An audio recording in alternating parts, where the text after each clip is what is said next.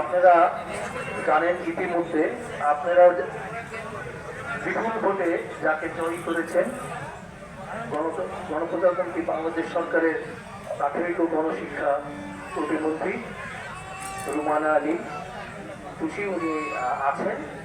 উনি আপনাদের কাছে সবার কাছে দোয়া প্রার্থী, ওনার জন্য দোয়া করবেন এবং ঈদের শুভেচ্ছা আপনাদের জানিয়েছেন।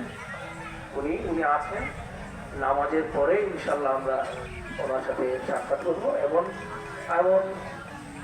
বারবার এই এলাকার মাননীয় মানুষের নেতা ছিলেন, বারবার নির্বাচিত সাংসদ ছিলেন, মন্ত্রী ছিলেন অ্যাডভোকেট রহমত আলী সাহেব।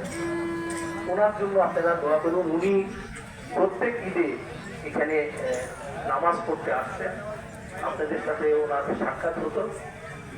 ওনার এই আত্মার জন্য আপনারা সবাই দোয়া করবেন। সবাইকে ঈদের শুভেচ্ছা এবং সালাম জানাই। আমাদের এখন স্কুলের মধ্যে জামাত শুরু হবে, আমরা দীর্ঘায়িত করব না। সবাইকে আরেকবার শুভেচ্ছা এবং ধন্যবাদ। আসসালামু আলাইকুম। এখন আপনাদের সম্বন্ধে ঈদের শুভেচ্ছা বিনিময় করবেন আমাদের সর্বজন শ্রদ্ধেয় পীরজাদা এসএফ রুহুল আমিন সাহেব। তার পূর্বে আমি একটু দুটি কথা বলবো। এখানে আমাদের উপজেলা এবং পৌরসভা এবং উপজেলা প্রশাসন মন্ত্রী মহোদয় সহ সকলে উপস্থিত আছেন, আপনারা দেখতেছেন।